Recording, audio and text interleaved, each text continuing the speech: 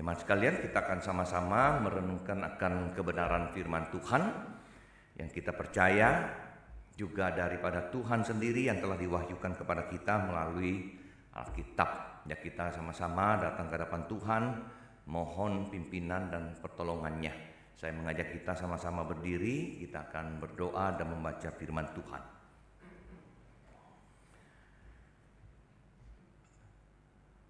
Tuhan, kami telah datang ke rumah Tuhan. Kami mentaati akan perintah Tuhan untuk menguduskan hari Sabat.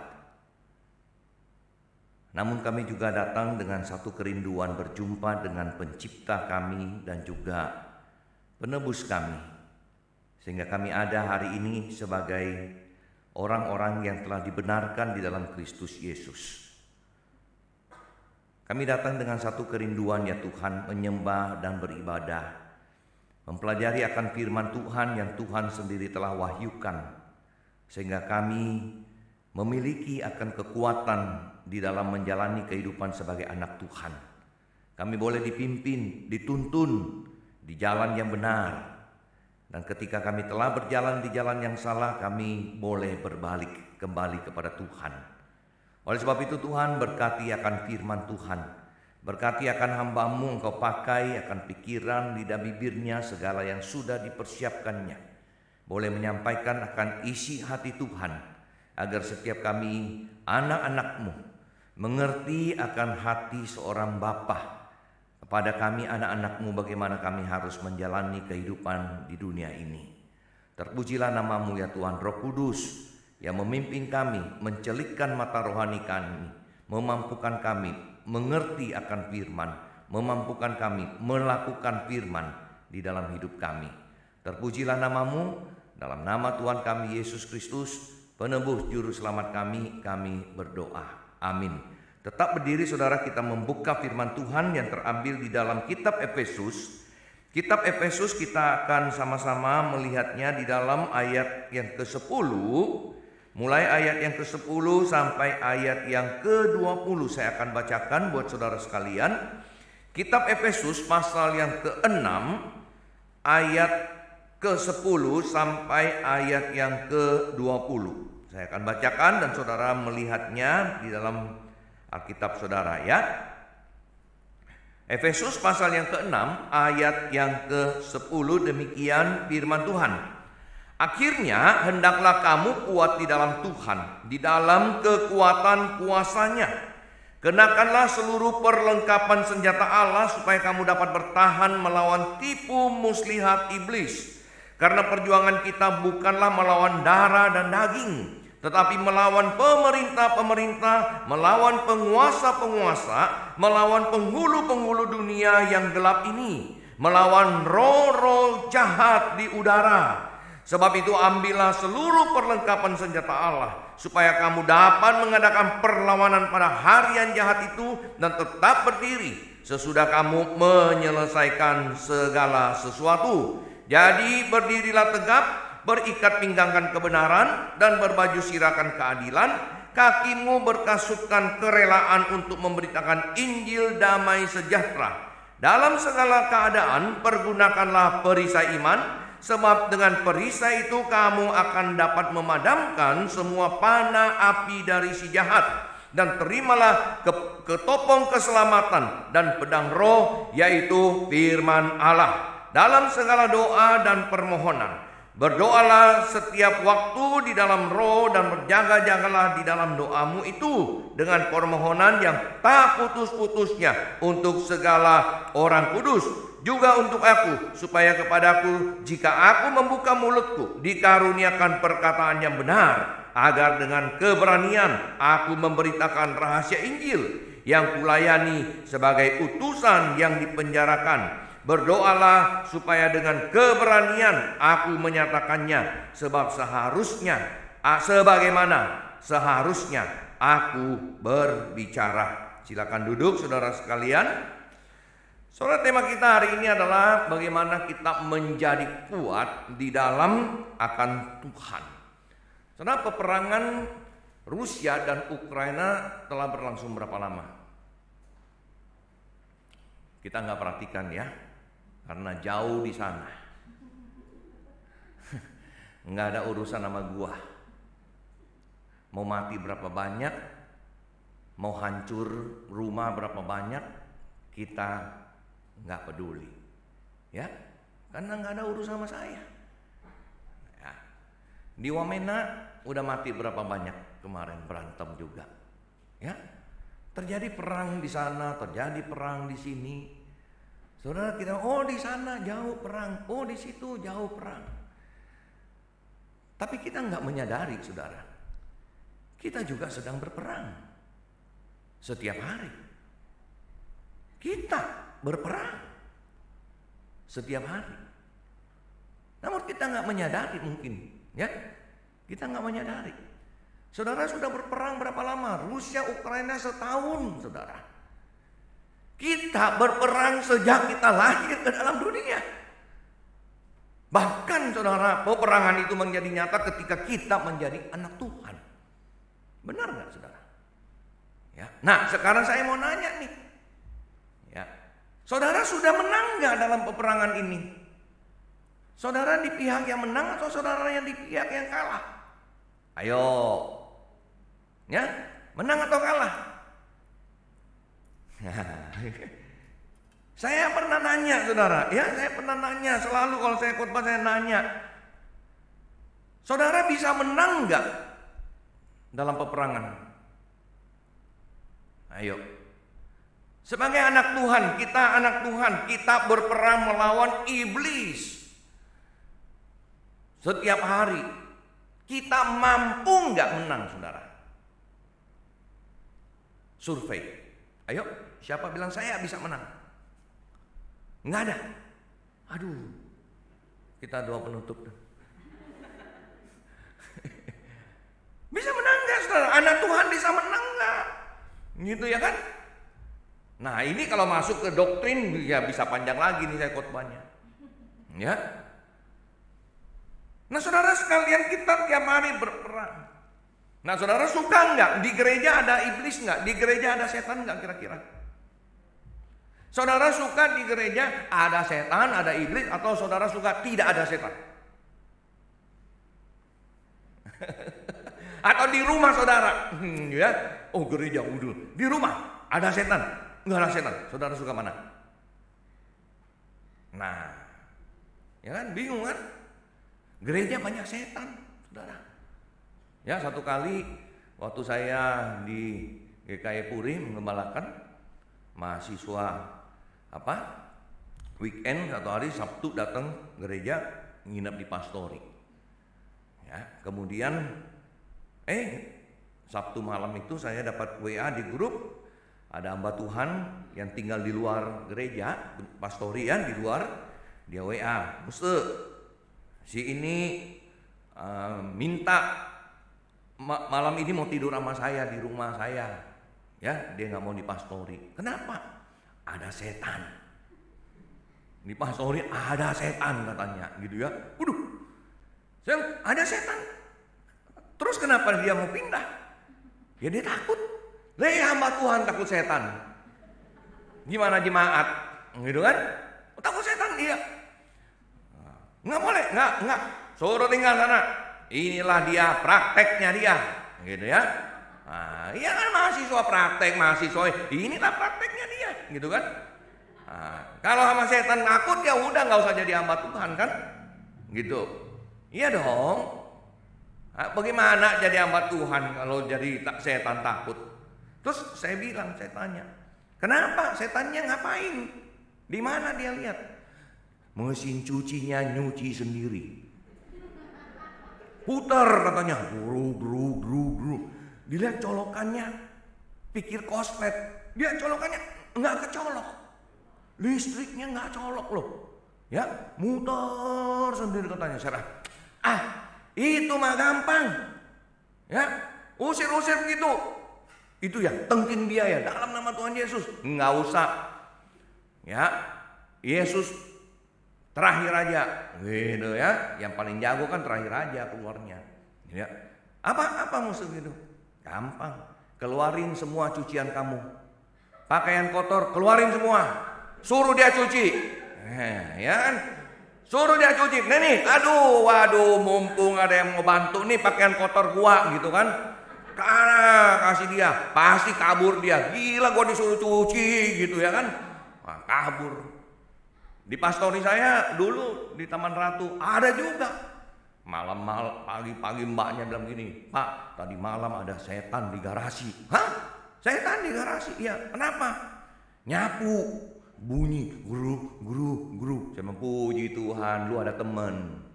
Ya kan? Buy one get one free, gitu kan? Gua hire kamu sebagai pembantu, ada teman lu gitu. Bukan teman saya apa katanya gitu ya kan? Takut katanya. Saya nggak usah takut ya. Nanti malam kalau bunyi lagi depan kamar kamu di garasi, bilang aja ya. Itu tadi kemarin Bapak bilang kemarin itu kurang bersih. Hari ini tolong lebih bersih lagi. Kalau boleh sekalian pel ya. Jangan cuma nyapu. Dan juga dikatakan Bapak bilang mobilnya tolong sekalian ya. Dicuci, divakum sekalian, bersih-bersih. Oh, lari setannya gitu ya. Setan juga malas saudara ya. Bukan cuma manusia malas.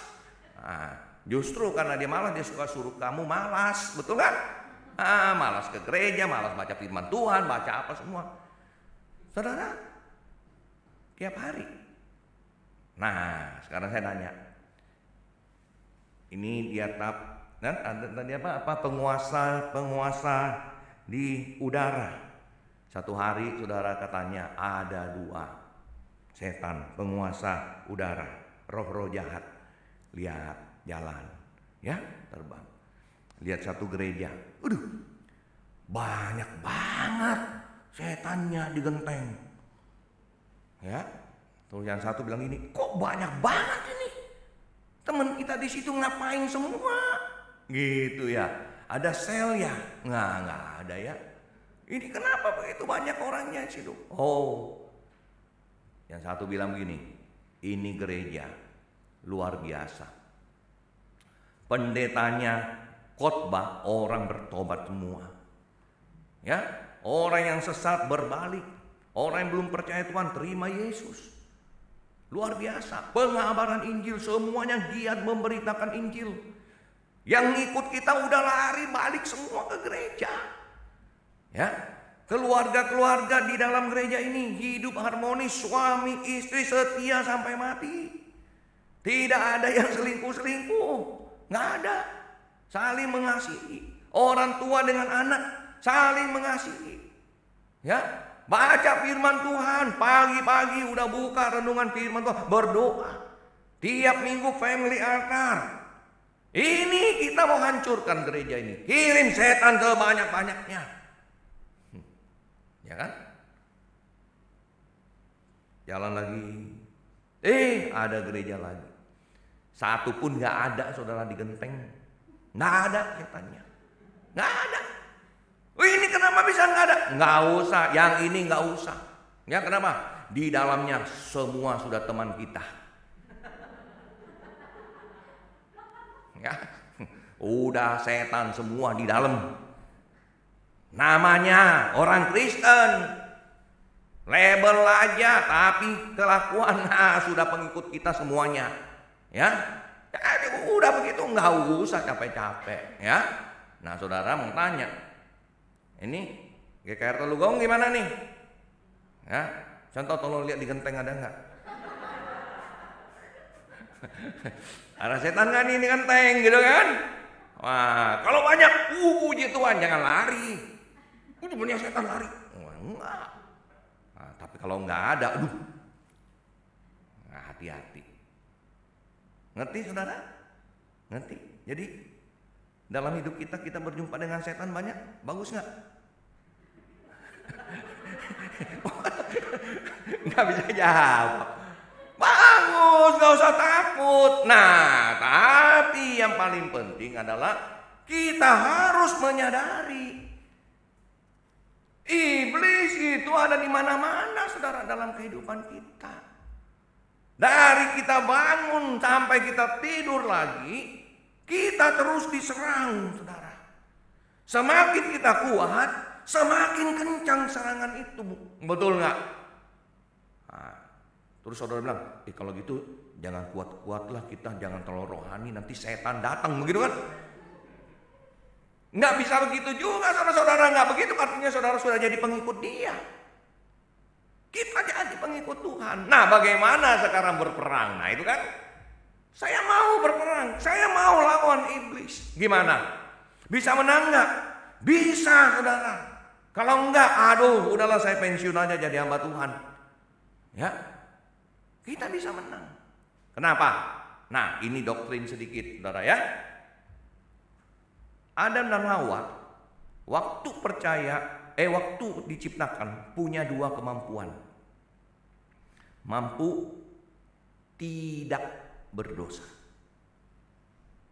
dan mampu berdosa.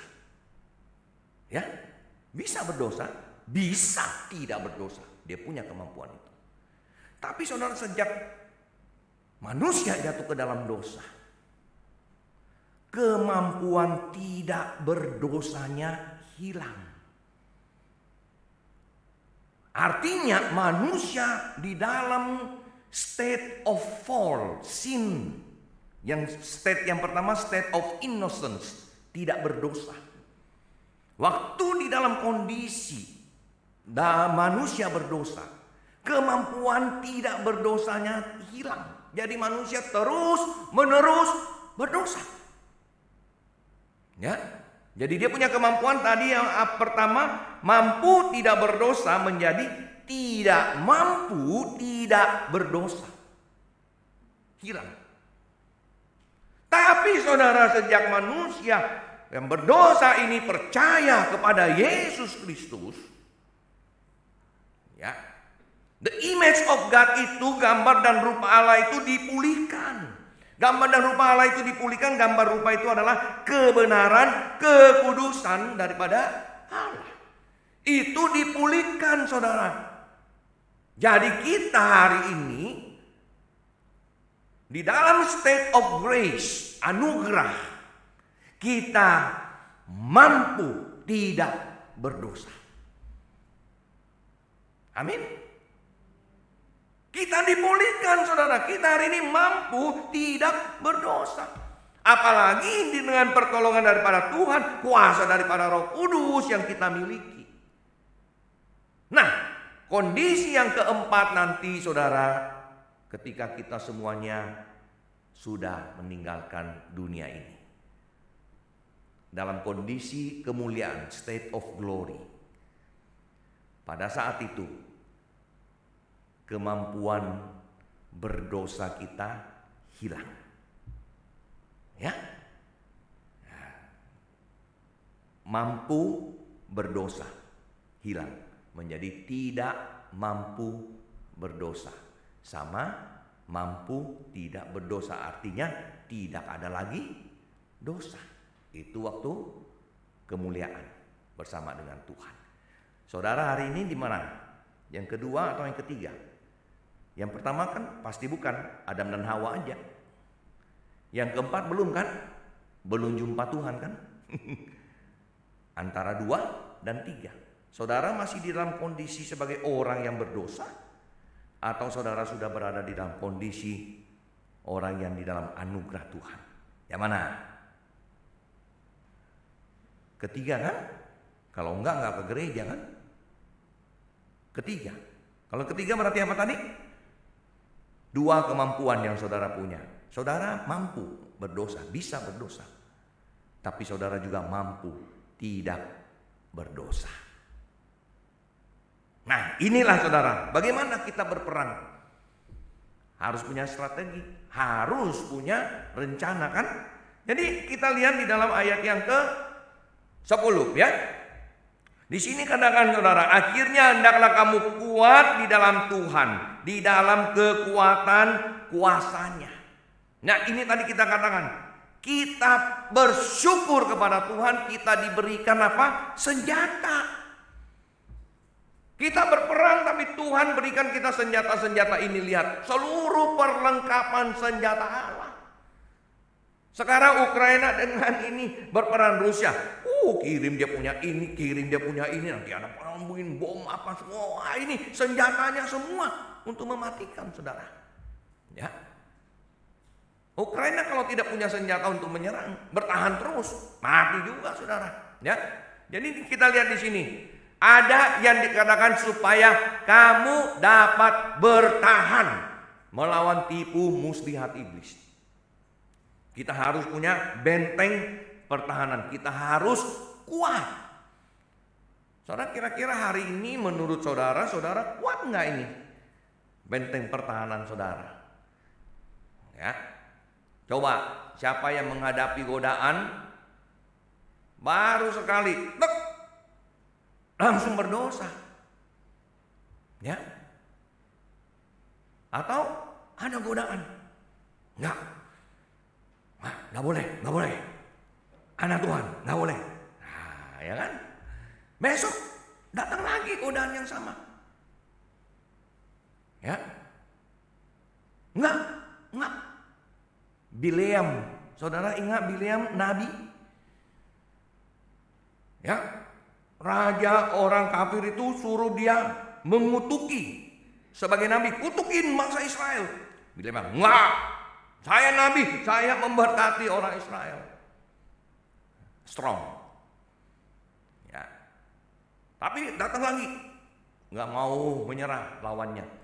Ayo berkati, kutukin, nanti ada biaya, ongkos mengutuk. Nah, ya, ada ongkosnya ya. Nggak boleh. Ya, dia sudah tahu kehendak Tuhan, nggak boleh.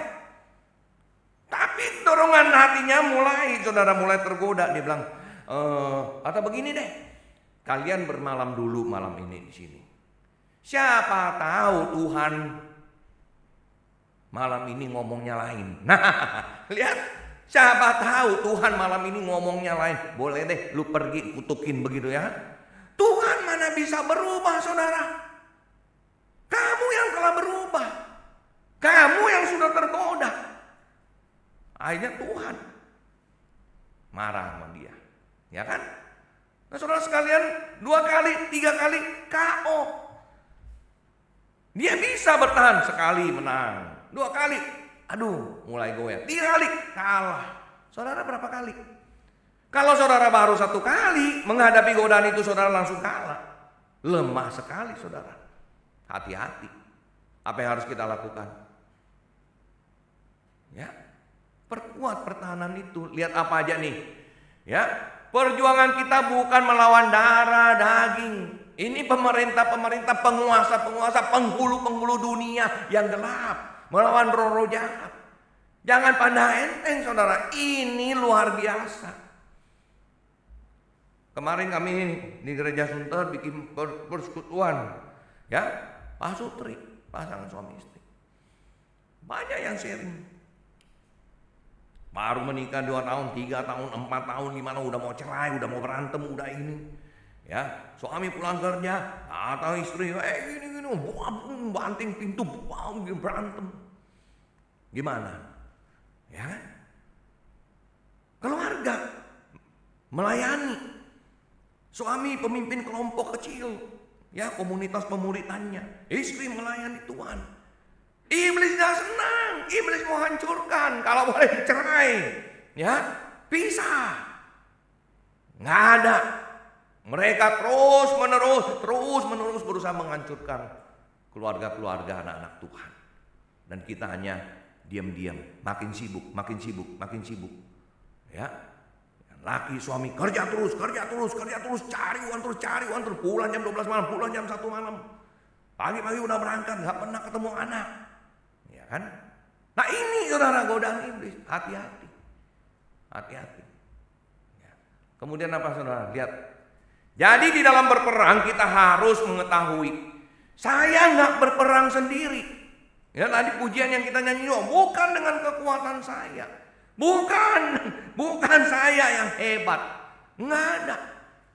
Kalau kita mengandalkan kekuatan kita sendiri saudara, gampang. gampang kita binasa, gampang kita hancur. Tapi kita harus menyadari ada Tuhan di pihak saya.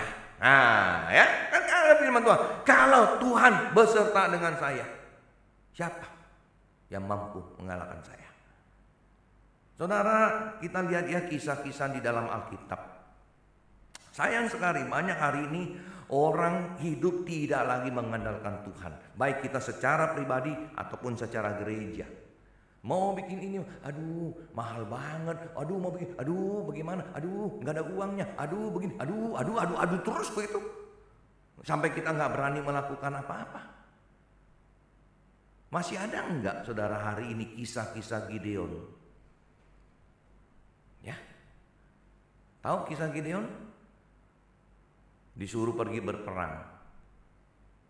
Dia mau bawa ratusan ribu tentara. Tuhan bilang, oh terlalu banyak.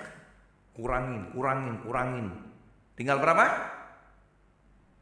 300. Saudara, itu yang kita ingat, betul kan? Gideon pergi berperang 300 orang. Tuhan bilang, tidak perlu banyak-banyak. Kenapa? Cukup 300. Supaya kalau kamu menang, kamu tidak pikir kamu yang hebat. Saya mau kali ini kamu berperang dan tahu saya yang berperang untuk kamu. Saya, Tuhan, bukan kamu. Nah, kita cuma tahu 300 orang. Gideon punya tentara. Lawannya berapa, saudara? Lawannya berapa? Kalau lawannya 350, lawan 300, ya beda tipis lah. Masih bisa menang lah kira-kira ya. Tapi kalau lawannya 300 lawan 135 ribu, menang gak kira-kira saudara? Masih susah memikirkan ya? Itu sama dengan 1 lawan 450 orang. Ayo, siapa di sini jago berantem? Waktu muda suka berantem? Atau contoh, kalau berantem kira-kira bisa menang lawan berapa orang?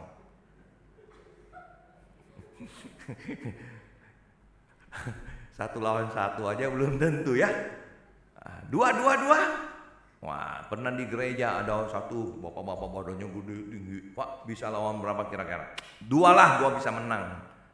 2 ya, hebat. 10, matilah gua kalau lawan 10. 450. Dicincang kita. Matilah pasti. Tapi Tuhan bilang, pergi.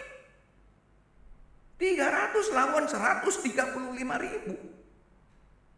Supaya kalau kamu menang, kamu gak bilang kamu, saya. Saudara, saya jadi hamba Tuhan 30 tahun lebih, ya. 2 minggu lalu saya persiapan satu firman Tuhan. Saya mendapatkan satu insight yang luar biasa, saudara. Ya, makanya baca firman Tuhan yang, oh itu saya sudah tahu, itu saya sudah tahu. Ya, Elia, Tuhan suruh pergi. Ya, pergi.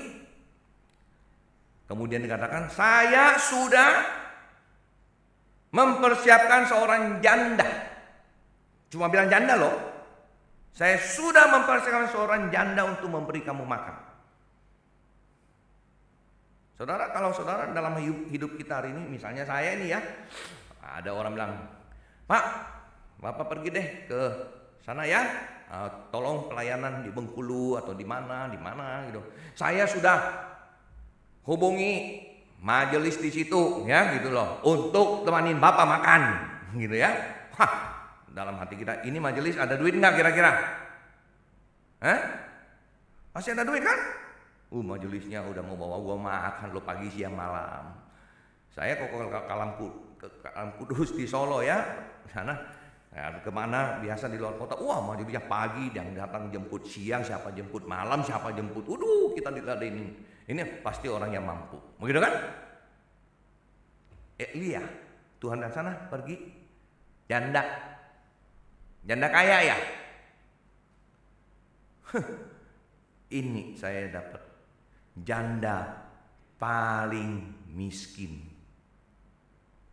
Janda paling miskin. Kenapa? Tinggal 1 piring nasinya. Habis makan nasinya mati. Tapi Tuhan pakai janda paling miskin melayani seorang hamba Tuhan. Luar biasa saudara. Ya, waduh, baru nih, ya, dapat.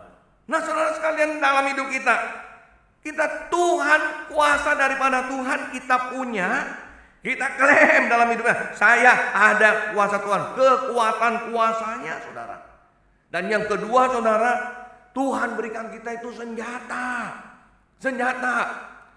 Ya, untuk melawan siapa? Kita harus mengetahui musuh kita. Saudara jangan pandang enteng ini musuh. Ya, setan iblis itu punya kuasa saudara. Kalau enggak mana bisa mesin cuci putar sendiri. Ya, mutar itu dia punya kuasa. Ya, bisa otak kita mengganggu kita. Punya kuasa. Jangan pandang enteng lawan. Nah saudara, saya lanjut. Apa ini? Lawan. Ya, bukan hanya bertahan. Lawan pada hari-hari yang jahat itu. Hari ini saudara jahat. Berdiri. Ya, lu lawan, jangan lu KO. Ini fight and finish fast. Kadang kita lawan tapi aduh capek. Akhirnya tergeletak. Bisa kalah kita. Kita harus setiap hari fresh. Ya, kita lawan. Nah ini ya, berikan gambaran cepat aja ya. Jadi kita punya apa nih? Ikat pinggang kebenaran. Harus selalu senantiasa hidup dalam kebenaran. Apa yang Tuhan ingin kita lakukan, kita harus lakukan. Yang benar harus kita lakukan dalam hidup ini. Kita harus tahu yang mana yang benar, yang kehendak Allah, yang menyenangkan hati Tuhan. Ya kan? Yang kedua apa saudara? Berbaju sirakan keadilan. Menerapkan di dalam kehidupan kita keadilan. Kebenaran keadilan itu penting saudara. Ya, keadilan apa artinya?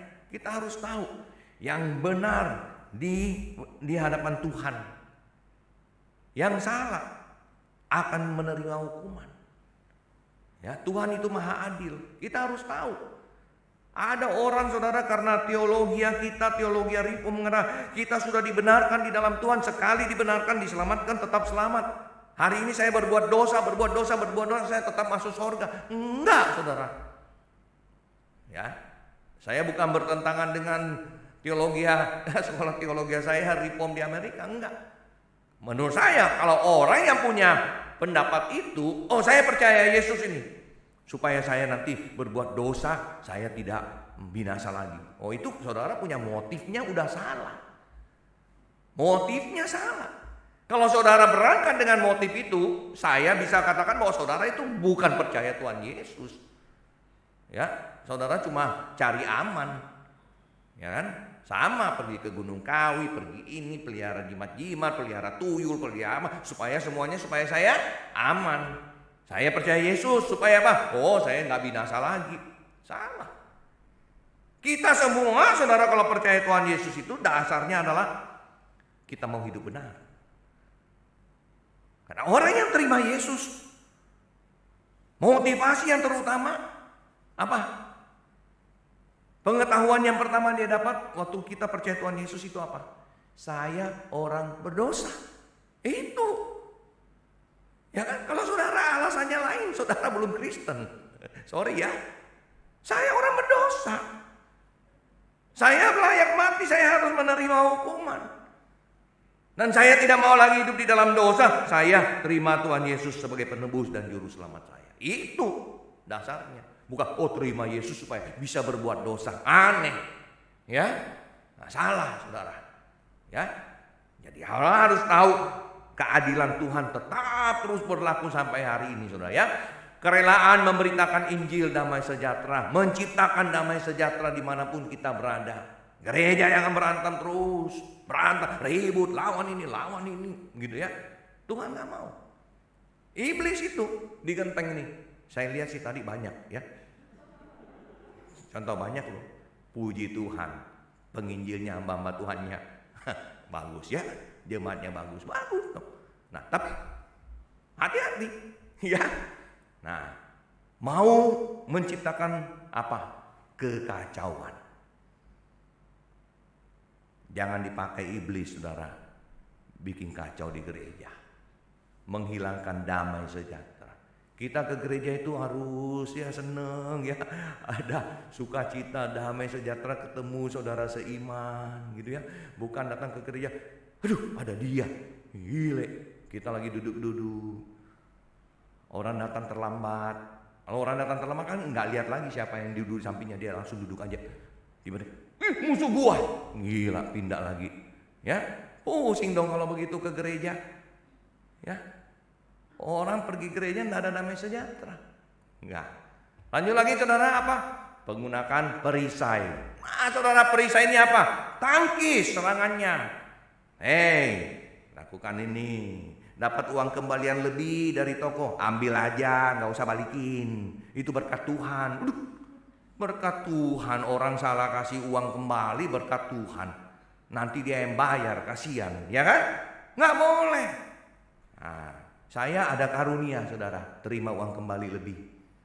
Ya, lebih lagi, ya. Nah, waktu saya di Amerika, di Reform itu ya, kuliah, pergi ke Walmart belanja. Saya cuma belanja $6.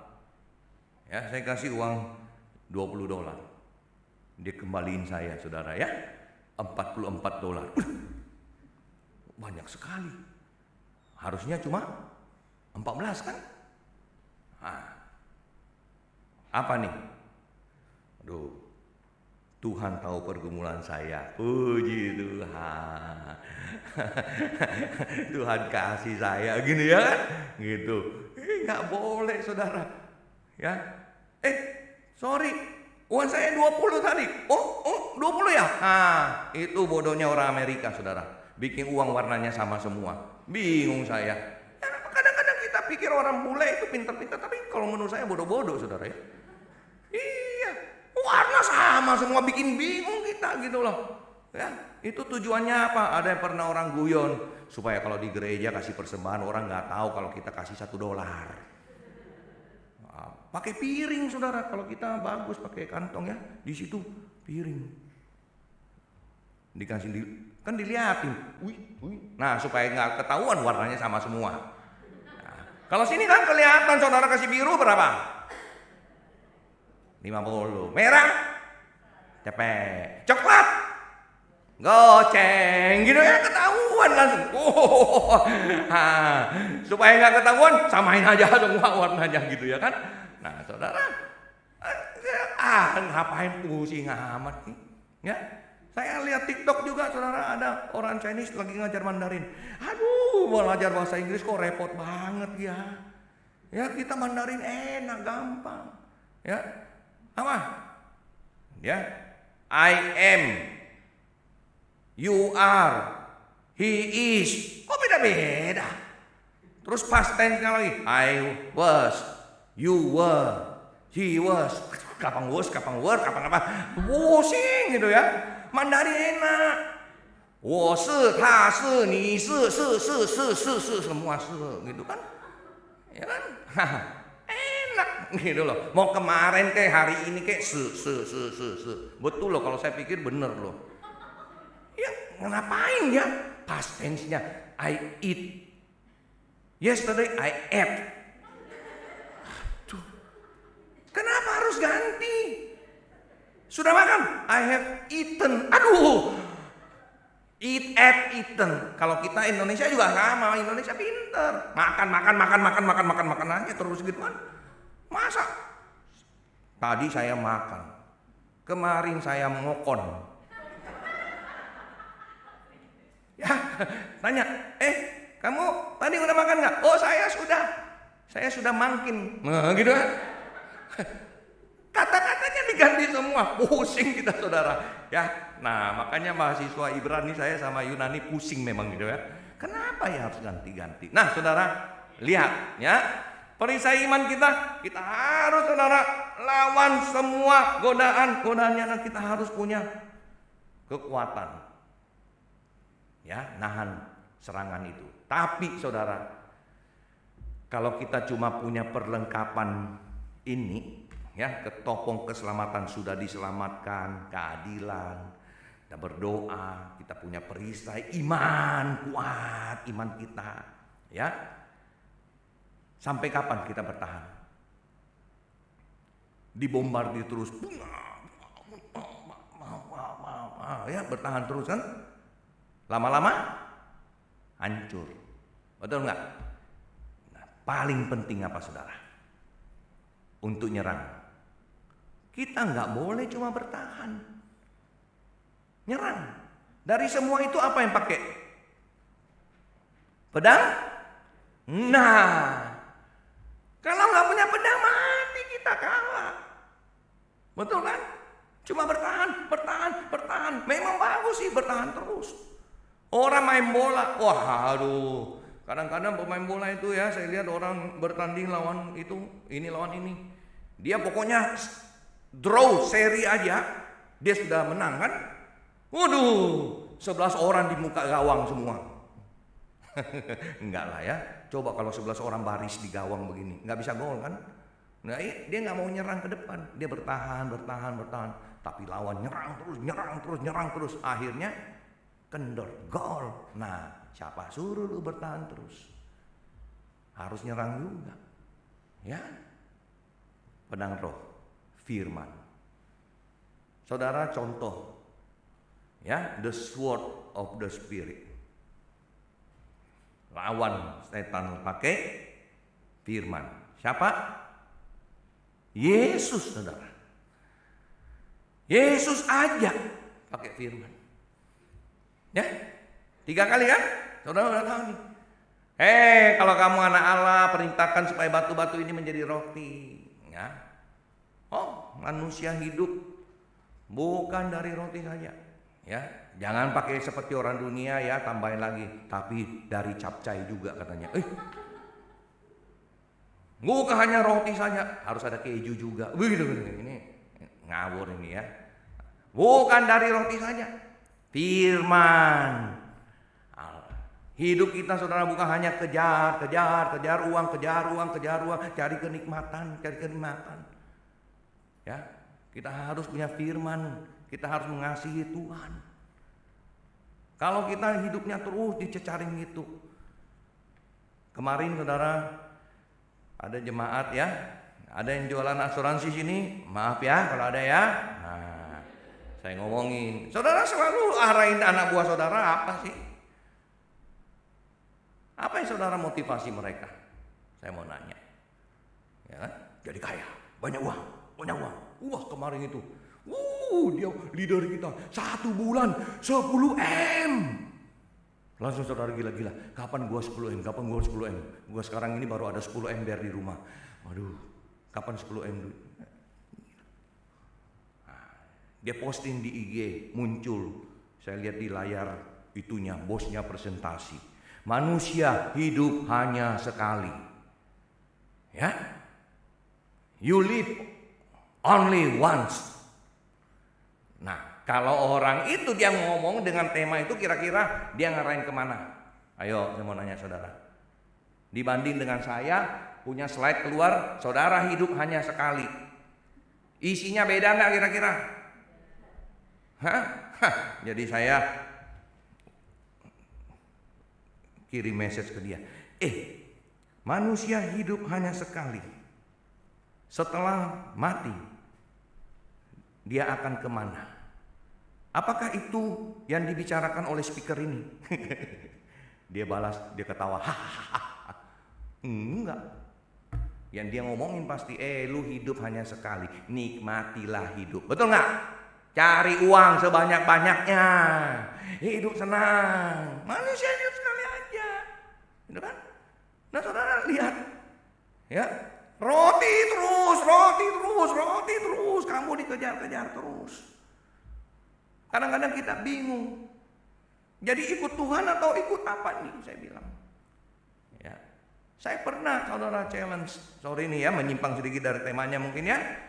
Nah misalnya ini sih cincin kakak sepupu saya kasih saya gitu ya. Ada salibnya jadi saya pakai.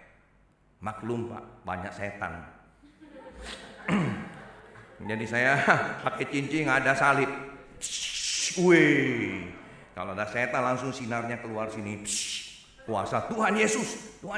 Nah, yang berlian saya dikasih juga saudara, 12 berlian kecil, 4 berlian besar. Kakak sepupu saya toko berlian. Iya. Itu saya simpan di laci udah 5 tahun saya nggak pakai. Ya kan? Nah, saudara saya bilang, ya coba kita renungkan sedikit. Waktu saya pakai cincin berlian itu, senang nggak saya? Senang nggak saya? Ya, ayo ibu-ibu jangan diam-diam dong. Ibu pakai cincin berlian, suami pulang beliin 1 karat punya. Aduh, bukan bekarat punya ya, 1 kerat gitu loh. Bukan berlian bekarat gitu. Senang nggak?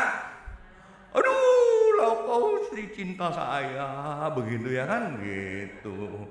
Nah, sekarang nanya, senangnya kenapa? Kenapa saudara senang punya cincin berlian? Ayo, sumber kesenangan itu dari mana? Dari apa? Dari orang kan? Karena orang lihat saudara ada berlian, jadi saudara senang. Makanya makannya begini terus. Ya, makan mie sumpit. Kita makan mie begini, dia makannya gini. Bingung, kasih lihat orang gitu loh. Terus senang, betul nggak? Jadi kebanggaan kita, kesenangan kita itu dari manusia. Nah coba saudara saya tanya, ya ini senang mana kalau uang buat beli ini berlian, saudara beli AC, taruh di gereja, senang mana? Kesenangannya lebih senang mana? Nah, ada yang nunjuk AC, gitu ya? Ya. Oke, catat namanya. Ya, kalau sudah ada uang bisa beli AC. Nah ini saudara, ini uang, saudara lebih happy ini di sini atau itu di sini? Manusia hidup bukan dari roti saja. Oke, saya cepat saudara ya. Ada pula tertulis jangan mencobai Tuhan kamu. Ya, jadi saudara sini intinya Yesus bahkan pakai firman Tuhan, ada tertulis, lawan. Ya, si iblis. Kalau kita tidak punya firman Tuhan saudara, kita lemah. Bagaimana dengan kita? Wih, ini Alkitab. Kira-kira saudara kalau orang punya Alkitab begini, saudara bilang dia apa nih? Itu Alkitab kok kotor banget. Ada bapak-bapak di toko, ya, jaga toko, baca Alkitab. Orang datang, lihat, kok kotor banget. Dia keringet, jatuh-jatuh, ya. Dia bilang apa saudara? Iya, semakin kotor Alkitab saya, semakin bersih hati saya. Catat. Kalau sudah kotor begini ya ganti aja lagi. Ya kan banyak Alkitab di toko. Tapi dia catat, dia ini tandain berkatnya. Ya. Saudara, dengan disiplin diri mencari Tuhan, maka kita memiliki kepekaan nurani yang berdampak kepada kesaksian hidup. Sudah enggak saudara disiplin? Bangun pagi baca apa? Buka apa? Saya tahu. Ya, Instagram, Facebook, TikTok. Makanya saudara, kami GKY punya renungan harian. Kirim ke Instagram, masukin Facebook, masukin Spotify. Ya. karena kita punya prinsip we get you in your gadget. Ya. Baca tuh firman Tuhan, baca buka, ya. Saudara, ketaatan pada firman dalam keseharian akan terlihat dalam praktek kehidupan. Jadi di dalam kehidupan kita bisa tahu orang ini baca firman enggak, orang ini punya firman enggak di dalam kehidupan kita. Saudara, semoga saya doakan hari ini punya khotbah tidak saudara tinggalkan gereja lupa, ya. Tadi Pak Pendeta takut Bapak, bagus loh, ada setan di gereja.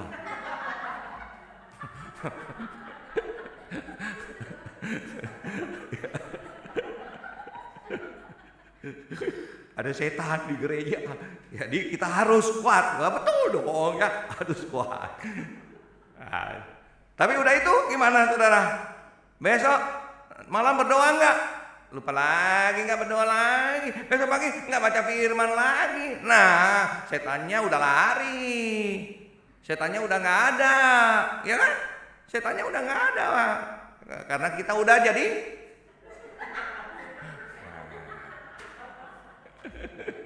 ya, hati-hati. Kita sih nggak jadi setan, cuma jadi pengikut dia, gitu ya. Jadi hati-hati. Kamu siapa? Pengikut Tuhan atau pengikut setan? Pengikut Tuhan. Lawan si setan. Pakai senjata perlengkapan Allah. Harus punya pedang roh. Pakai firman Tuhan. Kita berdoa. Tuhan, terima kasih. Kami telah dibenarkan di dalam Kristus, sehingga kami mampu tidak berdosa. Bersyukur kami punya Allah di pihak kami. Bersyukur untuk semua perlengkapan senjata yang Tuhan sudah berikan kepada kami untuk kami pakai dalam hidup ini melawan akan si setan yang terus menerus berusaha menjatuhkan kami, menjauhkan kami dari Tuhan. Ajar kami ya Tuhan, melawan si iblis terus menerus dalam hidup kami. Terpuji namamu, dan nama Tuhan Yesus kami berdoa. Amin.